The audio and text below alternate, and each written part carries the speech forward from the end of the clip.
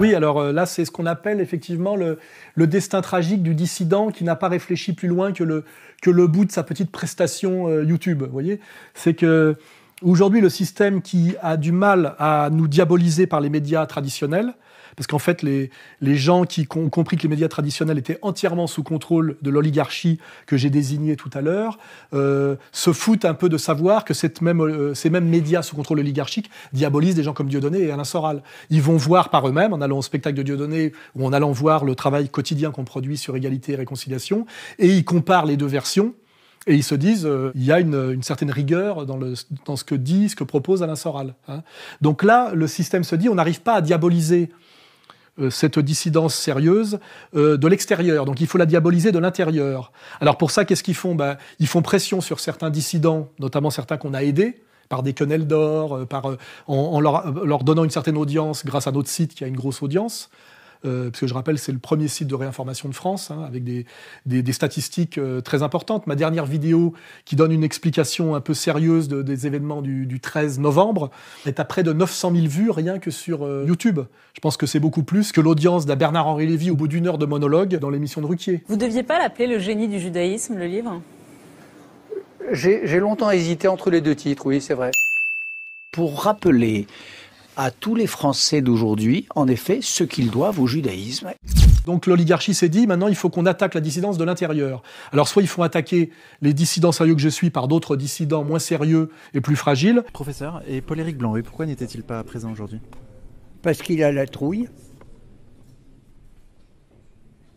Il a le trouille. Je suis cerné par les lâches, de toute façon. Soit ils les cooptent en leur disant « t'as un petit talent d'agitateur ou d'animateur ».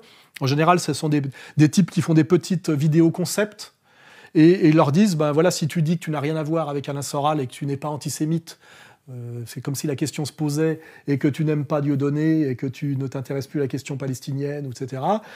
Tu seras coopté soit d'abord par le Jamel Comedy Club, hein, et puis après peut-être tu auras droit à la bande à Ruquier, voire même Canal+, vous voyez. Et c'est comme ça qu'on voit des petits types de la complosphère, on va dire, qui produisaient une petite information alternative, mais toujours comme comique. Le comique est lâche. Ayant beaucoup ramé dans le bas musical avant d'accéder au Sunlight, animation de comité d'entreprise, Club Med, café-théâtre, le comique vit dans la terreur de redescendre. D'où l'incommensurable lâcheté d'un Smaïn, le beurre de service, aujourd'hui remplacé par Jamel Debbouze, prenant le parti d'en rire, quand on l'interrogeait sur la ratonnade de la guerre du Golfe, sans doute pour ne pas froisser les organisateurs de spectacles traditionnellement peu acquis à la cause arabe. Quant au prétendu engagement de certains, compte tenu des liens étroits qui unissent monde de l'argent, politique et médias, soyez sûr que s'ils étaient vraiment subversifs, ils seraient passés à la trappe. Alain Soral. Et ça, c'est l'exemple du petit... c'est chaud, t'as vu l'article là sur les attentats ? Lequel ? Celui qui explique que c'est un complot des services secrets qui ont organisé les attentats à Paris. C'est quoi cet article ? C'est un truc sérieux ? Ouais, c'était sur Wikicomplot. Ah ok, c'est pas des recherches sérieuses, les articles que tu trouves sur Wikicomplot ou les sites conspirationnistes. Il faut toujours vérifier les sources. Allez, je te laisse. Adieu. Kevin Rezi, lui, qui a carrément fait un spot pour le gouvernement. Et là, effectivement, il se retrouve maintenant un peu mal à l'aise parce que ceux qui l'ont coopté avaient pas mal fait leur boulot, parce qu'on est quand même dans une période d'effondrement, hein, où les tapins de l'oligarchie sont des incapables. Alors, ils se sont rendus compte qu'ils avaient pris un type qui avait été mouillé dans la complosphère sérieuse. Donc, le type se retrouve montré du doigt comme traître par la dite complosphère. Quel vendu. J'espère que tu as touché un gros chèque pour le rôle du collabo. Encore un qui baisse son froc. Fallait bien ça pour passer chez Arthur. Tapin du système. L'argent t'a fait baisser ton froc, ou il était déjà baissé, mon pauvre ami. On t'a payé combien pour faire ce sketch ? N'est pas Dieudonné qui veut. Bravo Kevin. L'année prochaine tu seras invité au dîner du CRIF.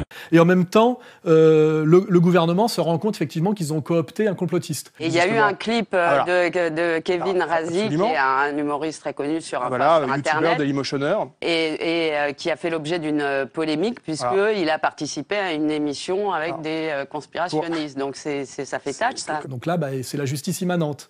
Mais ça, c'est le problème quand on a comme possibilité d'avenir, en étant un peu finalement un gagman, que d'être gagman dans le système, puisque ces gens-là n'ont effectivement, contrairement à moi et à Dieudonné, mis en place aucun projet global pour pouvoir survivre jusqu'au bout malgré toutes les persécutions. Et c'est effectivement le cas d'un qui vient de nous lâcher récemment. Le débrancheur. Qui est le débrancheur, qui aujourd'hui prétend qu'il n'avait rien à voir avec nous et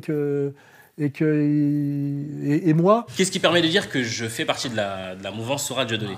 Peut-être, non, à ce moment-là, peut-être parce que parmi les 110 bouquins que j'ai présentés dans toutes mes vidéos, j'en ai relayé un de lui.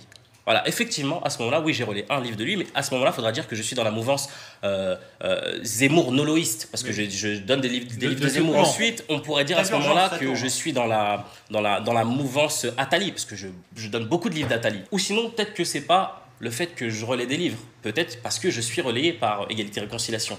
Mais à ce moment-là, je suis aussi relayé par le Cercle des Volontaires. Je suis aussi relayé par... tu nous mets dans la merde, par contre.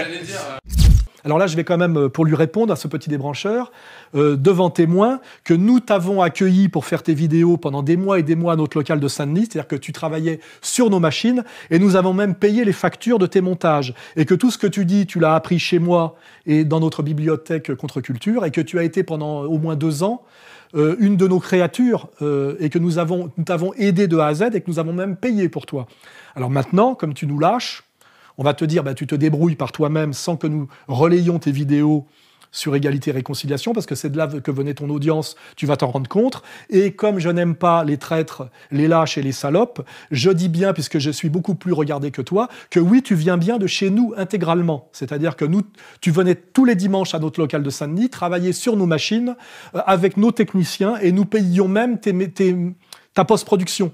Nous payons les factures de ta post-production pour te dire jusqu'où tu es allé dans la collaboration avec nous. Donc nous t'avons aidé de A à Z, parce que tu faisais un travail qui était pas mal.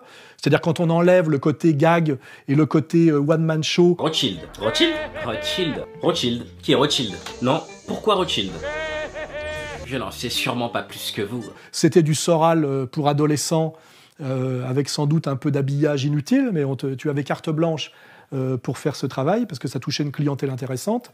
Et aujourd'hui, il semblerait que, j'ai vu un reportage de France 2 où tu as été flouté, où on n'a pas donné l'école où tu travaillais, c'est-à-dire qu'ils ont été gentils avec toi, tu ferais partie du futur contingent coopté par le système pour faire un travail ambigu de double allégeance. Donc voilà. Donc je dis à tes maîtres et à tes futurs maîtres qu'effectivement, tu es un pur produit au départ d'égalité et réconciliation, et un type effectivement qui doit beaucoup à Alain Soral. Voilà.